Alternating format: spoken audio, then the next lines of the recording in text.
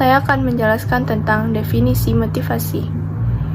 Motivasi berasal dari bahasa Latin yaitu mover yang artinya gerak atau dorongan untuk bergerak.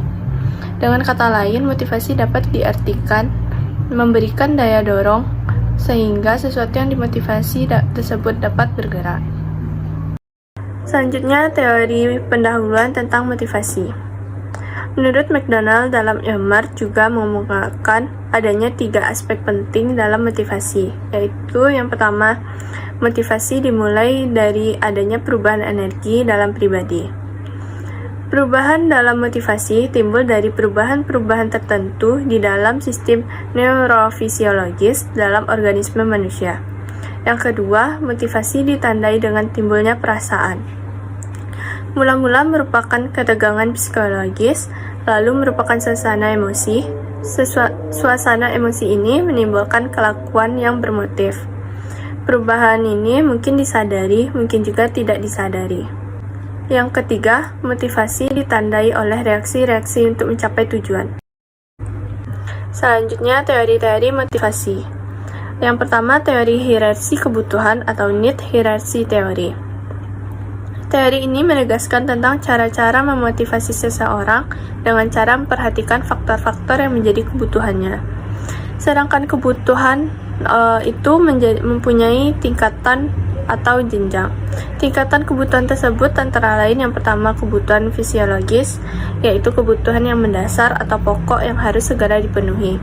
Yang kedua, kebutuhan keselamatan dan keamanan atau safety security needs, yaitu kebutuhan keamanan dan keselamatan diri maupun ekonomi masa depan atau bebas dari ancaman lainnya.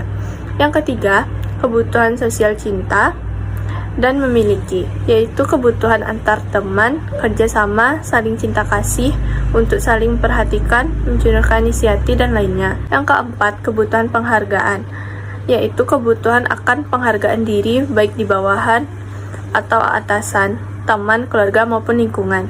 Yang kelima, kebutuhan aktualisasi diri atau self-actualization, yaitu kebutuhan untuk menunjukkan diri atau menggunakan segala kemampuan untuk mencapai prestasi yang tinggi. Yang kedua, teori motivasi berprestasi David McClelland. Teori motivasi berprestasi yang diungkapkan oleh McClelland didasarkan pada hasil studi tentang persoalan yang berkaitan dengan keberhasilan seseorang. Yang ketiga, teori 2 faktor Herzberg.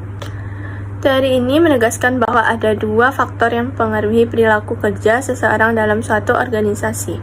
Yang pertama, faktor motivasi atau pemuas. Faktor penyebab kepuasan kerja yang mempunyai pengaruh pendorong prestasi dan semangat kerja. Dan yang kedua, faktor pemeliharaan. Faktor ketidakpuasan kerja yang mempunyai pengaruh negatif atau menurunkan produktivitas kerja. Yang terakhir, masuk teori X dan Y dari McGregor. McGregor mengadakan penelitian tentang motivasi dan perilaku umum para anggota organisasi.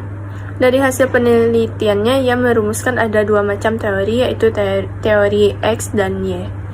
McGregor mengelompokkan 2 macam sifat manusia yang berbeda dengan asumsi tertentu. Baiklah teman-teman semua, sekarang kita akan lanjut kepada materi selanjutnya, yaitu kontemporer tentang motivasi. Nah, seperti yang sudah kita ketahui semuanya, kontemporer sendiri memiliki makna zaman sekarang, masa kini, ataupun pada saat sekarang ini. Nah, kontemporer pada materi ini berbeda makna. Kontemporer di sini memiliki makna teori-teori kontemporer yang mewakilkan keadaan terakhir kali yang menjelaskan motivasi karyawan. Nah, dalam teori kontemporer tentang motivasi ini kita akan bahas ada 5 teori. Yang pertama itu ada teori ERG. ERG sendiri adalah singkatan dari ERG itu E untuk eksistensi, R untuk relatedness, dan G untuk grow. Yang pertama itu ada eksistensi. Eksistensi merupakan sesuatu atau rasa yang sudah ada zaman dahulu dan masih ada sampai zaman sekarang. Nah, Kalau relatedness itu merupakan hubungan. Hubungan ini memiliki makna suatu hasrat yang dimiliki oleh seseorang untuk menjalin hubungan antar pribadi dengan seseorang. Yang selanjutnya itu ada grow atau pertumbuhan. Pertumbuhan di sini memiliki makna sesuatu hasrat yang dimiliki oleh seseorang untuk terus melakukan upgrade atau pertumbuhan ataupun perkembangan sehingga tercapainya tujuan-tujuan tertentu. Nah, dalam teori ERG ini menyebutkan bahwa kebutuhan tingkat lebih rendah yang telah terpuaskan akan memunculkan hasrat untuk keinginan untuk memenuhi kebutuhan tingkat yang lebih tinggi, dan kebutuhan di sini berperan sebagai motivator. Artinya di sini adalah jika seseorang telah memenuhi kebutuhan tingkat rendahnya, maka otomatis seseorang tersebut akan muncul keinginannya untuk memenuhi keinginannya di tingkat yang lebih tinggi. Nah, teori selanjutnya yang kedua itu adalah teori kebutuhan. Teori kebutuhan ini berfokus pada 3. Yang pertama ada prestasi, kedua ada kekuasaan, yang ketiga ada afiliasi atau pertalian. Yang pertama itu prestasi. Ada beberapa orang memiliki dorongan kuat untuk mereka berhasil dan sukses. Mereka cenderung melakukan hal-hal yang lebih baik atau bekerja keras dengan sungguh-sungguh agar menghasilkan kinerja yang lebih baik daripada yang telah mereka lakukan sebelumnya. Nah, itulah merupakan kebutuhan prestasi. Yang kedua itu adalah kebutuhan kekuasaan. Kekuasaan di sini bermakna hasrat seseorang untuk memiliki dampak, pengaruh, atau mengendalikan orang lain. Nah, biasanya individu-individu di tingkat yang lebih tinggi cenderung untuk memiliki dampak atau memiliki pengaruh bagi orang-orang di individu tingkat bawah. Artinya mereka menginginkan kinerja yang lebih efektif dengan adanya kekuasaan tersebut. Yang ketiga itu ada afiliasi atau pertalian.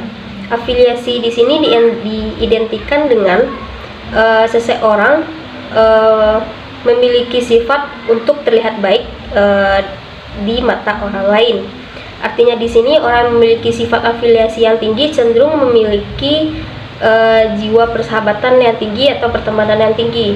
Mereka cenderung lebih suka situasi kooperatif daripada kompetitif, dan mereka lebih suka hubungan yang timbal balik. Artinya di antara mereka memiliki keuntungan. Mereka mendapatkan keuntungan dari pertemanan tersebut.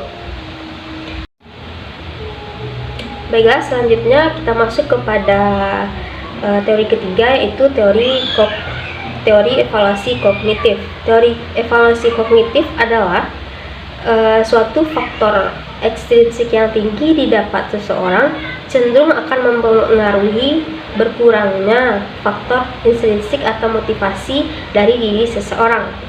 Contohnya, bila ada suatu perusahaan atau organisasi yang memberikan imbalan atau upah kepada karyawan atas kinerjanya, maka itu akan berpengaruh terhadap berkurangnya motivasi dari diri karyawan tersebut. Mengapa hal itu bisa terjadi? Karena jika karyawan telah memenuhi kepuasannya dengan menerima imbalan tersebut, maka itu akan berpengaruh terhadap berkurangnya motivasi kerja atas karyawan tersebut. Nah, inilah yang dikatakan dalam teori evaluasi kognitif. Teori yang keempat itu teori penetapan tujuan. Penetapan tujuan di sini memiliki makna bahwa maksud-maksud bekerja ke arah tujuan merupakan sumber utama motivasi kerja. Artinya, tujuan dapat memberitahu karyawan apa yang seharusnya dilakukan dan berapa banyak upaya atau usaha yang akan mereka habiskan. Lebih tepatnya, sesuatu yang akan kita lakukan untuk mencapai tujuan-tujuan khusus itu akan meningkatkan kinerja yang efektif dan efisien. Nah, teori yang terakhir itu adalah teori kelima, teori penguatan. Penguatan adalah sesuatu yang digunakan seorang manajer untuk meningkatkan atau mempertahankan tanggapan khusus individu. Nah, dalam teori ini juga dikatakan bahwa motivasi seseorang bekerja itu tergantung kepada penghargaan yang diterimanya dan akibat yang akan dialaminya nanti. Nah, dalam teori ini juga disebutkan bahwa Perilaku seseorang masa mendatang itu dibentuk pada perilaku seseorang pada masa sekarang.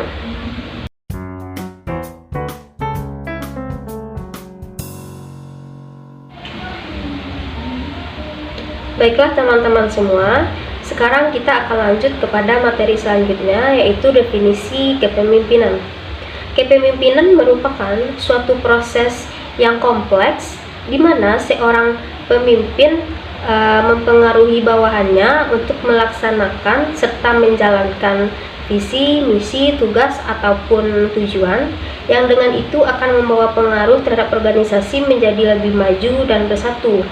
Seorang pemimpin itu dalam melakukan proses ini haruslah mengaplikasikan sifat-sifat kepemimpinan yang ada dalam dirinya seperti kepercayaan, nilai, etika, perwatakan, pengetahuan, ataupun kemahiran yang ada dalam dirinya.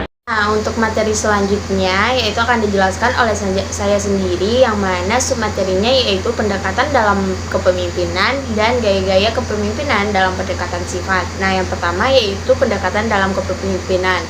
Pendekatan dalam kepemimpinan terbagi atas 5.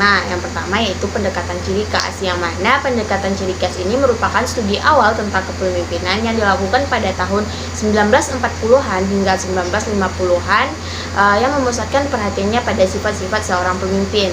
Nah, menurut pendekatan ini sendiri, pemimpin besar terlahir sebagai pemimpin yang memiliki ciri-ciri istimewa yang mencakup tentang karisma, kecerdasan, kebijaksanaan, serta memberikan dampak yang besar terhadap lingkungan di sekitarnya. Nah, yang kedua yaitu pendekatan sifat atau bahasa lainnya yaitu trait approach, yang mana kepemimpinan dalam pendekatan ini membedakan para pemimpin dari mereka yang bukan pemimpin dengan cara berfokus pada berbagai sifat dan karakteristik dari pribadi masing-masing seorang pemimpin, sehingga keberhasilan seorang pemimpin sangat ditentukan oleh sifat atau pribadi yang dimiliki oleh pemimpin tersebut. Nah, sifat-sifat tertentu yang tampaknya penting dalam kepemimpinan efektif terdapat 5 sifat. Yang pertama yaitu kemauan dalam kedudukannya sebagai pengawas atau pelaksanaan fungsi-fungsi dari manajemen. Nah, yang kedua yaitu kebutuhan akan prestasi yang mencakup tentang tanggung jawab seorang pemimpin.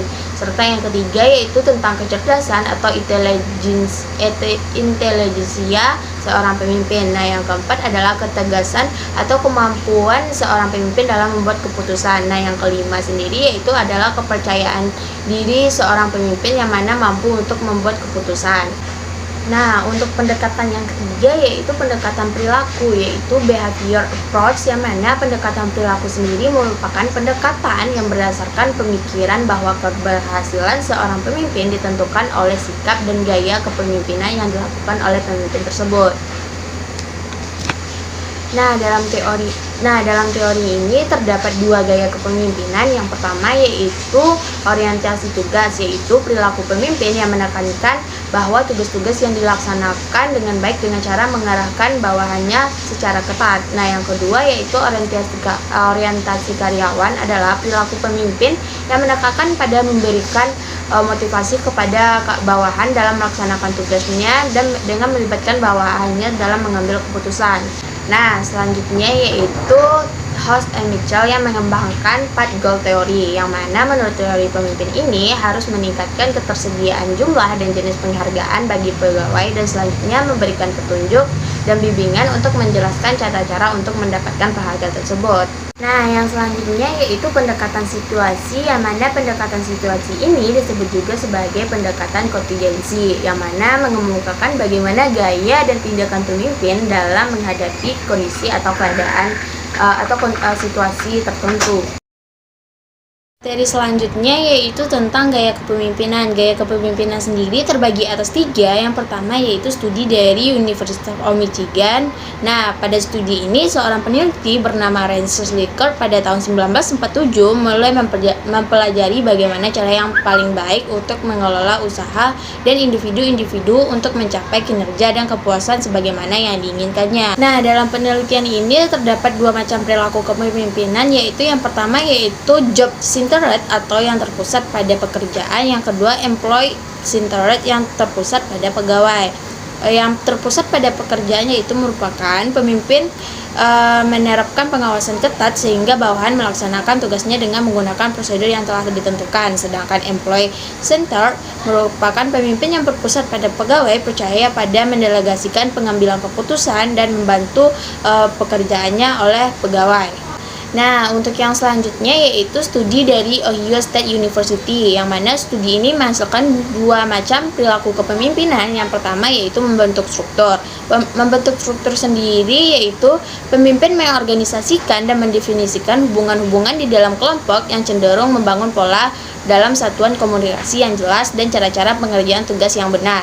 Yang kedua yaitu konsiderasi, yaitu melibatkan perilaku menunjukkan persahabatan, saling percaya, menghargai, kehangatan, dan komunikasi antara pemimpin dan bawahannya. Selanjutnya yaitu studi kepemimpinan Universitas Iowa yang menghasilkan 3 gaya kepemimpinan. Yang pertama yaitu kepemimpinan otoraktis yang merujuk kepada tingkat pengendalian yang tinggi tanpa kebebasan dan partisipasi anggota dalam pengambilan keputusan, yang artinya pemimpin dapat mengambil keputusan atau bersifat otoriter. Nah, yang kedua yaitu kepemimpinan demokratis yang merujuk kepada tingkat pengendalian yang longgar, namun pemimpin sangat aktif dalam menstimulasi diskusi kelompok dan pengambilan keputusan di kelompok, yang mana di sini pemimpin dan karyawan dapat bekerja sama. Yang ketiga yaitu kepemimpinan laissez-faire yang menyerahkan atau membiarkan anggota untuk mengambil keputusan sendiri, yang mana pemimpin sendiri memainkan peran pasif atau hanya dalam pengawasan untuk karyawannya atau bawahannya. Baiklah, sekian penjelasan dari saya. Saya sebagai moderator mohon maaf apabila kesalahan. Lebih kurangnya saya mohon maaf. Saya akhiri dengan wabillahi taufiq wal hidayah. Wassalamualaikum warahmatullahi wabarakatuh.